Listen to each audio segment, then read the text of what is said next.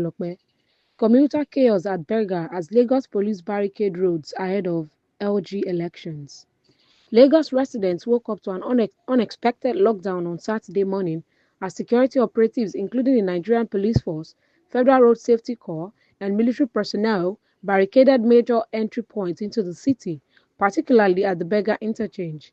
The sudden roadblock, implemented in preparation for the local government elections, brought traffic to a standstill, leaving hundreds of commuters stranded and vehicles backed up for miles. As early as 7 a.m., Berger, one of the busiest gateways into Lagos, was already swarming with uniformed officers enforcing the movement restriction. By 7:32 a.m., the area had descended into confusion, with motorists turning around in frustration and passengers forced to disembark, unsure of how to proceed. For many, the only option was to begin walking, some with luggage and children in tow, in hopes of reaching their destinations on foot. The Lagos State Police Command had previously issued a directive announcing a restriction of movement from 6 a.m. to 3 p.m. to maintain order and security during the local government elections taking place across the state's 20 local government areas and 37 local council development areas. However, it appears the announcement did not reach or resonate with a significant portion of the public.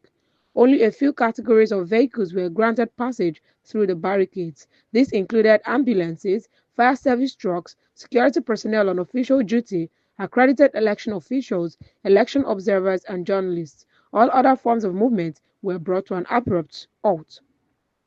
A traveler who had left Port Harcourt the previous night for a business engagement in Ikeja recounted his ordeal. He said he had no idea an election was taking place, let alone that movement restrictions had been imposed. We were almost at our destination when the bus was stopped. They told us we could not go any further. No one told me about any restriction. Now I'm stuck here and I don't even know what to do, he lamented. The barricade also impacted commercial transport operators. Drivers expressed frustration over lost revenue, with many complaining that they had not been informed early enough to avoid the affected routes.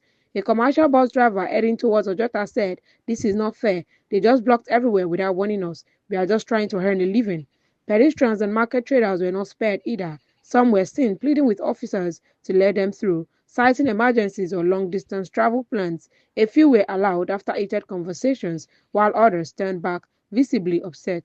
While the intent behind the restriction was to ensure a peaceful and orderly election process, the sudden and poorly communicated enforcement drew criticism from several quarters. Residents took to social media to vent their anger, calling for better planning and public enlightenment ahead of future elections. As the election continues and the restriction is expected to be lifted by 3 p.m., questions remain about the government's preparedness and its commitment to informing and engaging the public effectively. The chaos witnessed at Berger this morning underscores the urgent need for clearer communication strategies, especially when such sweeping measures are to be implemented in a city as complex and densely populated as Lagos. Thank you for listening to Flavor the rest of your day.